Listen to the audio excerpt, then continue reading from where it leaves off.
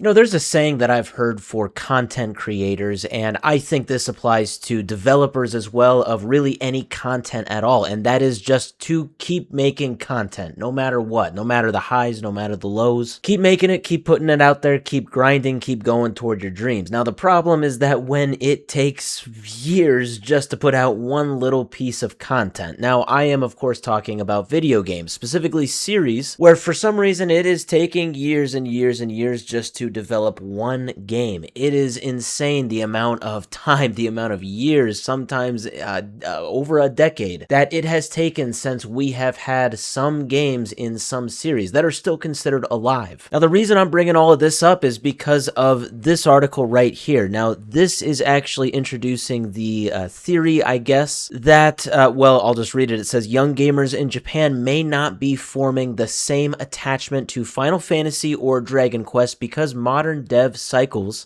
are as long as their childhood. Yeah, and I would say this applies to many other game series as well, and outside of Japan, but this was just focusing on the two Square Enix, the huge titles, the huge series that they have. So it says, one popular theory focuses on how the relevance of the aforementioned franchises is affected by the development times of their mainline titles. Whereas mainline Pokemon games and their DLC have been releasing roughly every year since 1996, the last mainline Dragon Quest and Final Fantasy titles came out in 2017 and 2023 respectively. So it says, to be precise, Dragon Quest XI, that is the last one, that released around 5 years after its predecessor, and Final Fantasy XVI, that was the last one, came out roughly 7 years after Final Fantasy XV. And this does not count remasters or remakes. Yeah, so like the second to last Dragon Quest game came out in 2012, and the most recent one came out 5 years later in 2017. So that means in 14 years we've gotten one Dragon Quest game. Yeah, and this is kind of a common trend. We can look at the Final Fantasy games right here, the Wikipedia chart of the releases. The main releases are in bold, and you can kind of see a trend there from 1987 to 2002. That's over the course of 15 years. There were 11 mainline games that were released. Yeah, Final Fantasy 1 through 11 came out over 15 years. And then after that, it takes just kind of longer and longer, it looks like, to come out with Final Fantasy games. I'm even thinking about other series besides these two Square Enix series, well, I mean, Elder Scrolls, for example. That is the biggest one. That came out, the last one, Skyrim, right? You remember that game, Skyrim?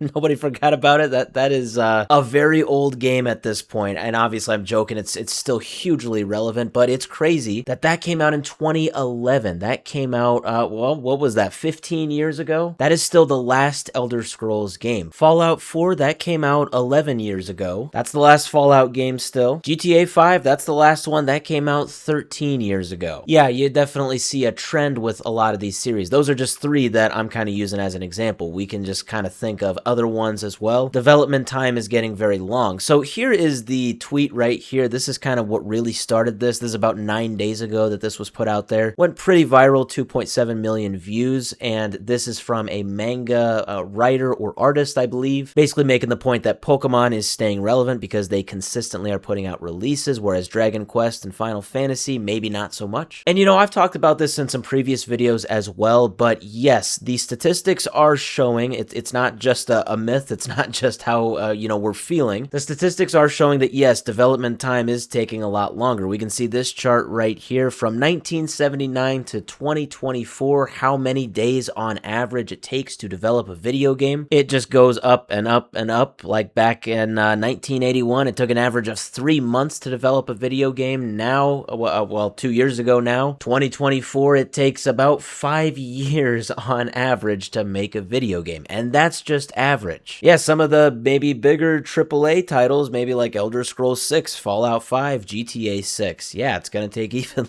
longer than 5 years. So it is kind of crazy, but yes, we are now just at a point where it would seem maybe some people are losing interest in these video game series over time just because they don't want to wait as long. The development times are just taking so long, and the content, it's being pushed out much slower for a lot of these series. Unfortunately, it looks like maybe some publishers are seeing the consequences of this, as the interest is maybe gonna go down as a result.